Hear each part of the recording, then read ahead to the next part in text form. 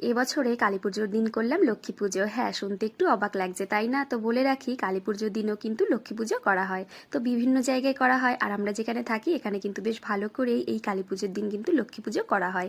তো সেই জন্য আমিও ভাবলাম যে আমাদের ঘরে ছোট্ট করে একটু পুজোটা করেই নিই।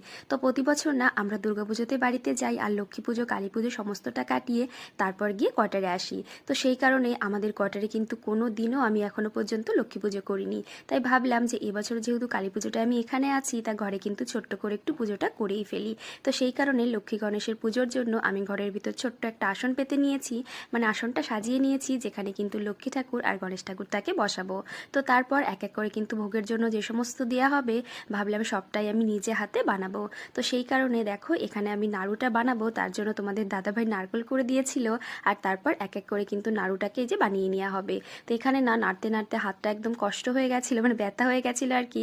তারপর তোমাদের দাদাভাই একটু শক্ত করে নেড়ে দিল, আর তারপর এক এক করে দুজনে মিলে কিন্তু নাড়ুগুলো সবকটা বানিয়ে নিয়েছি। তো এখানে না আমি একটা নারকেল দিয়ে নাড়ু বানিয়েছিলাম, টোটালি এই কটা হয়েছে।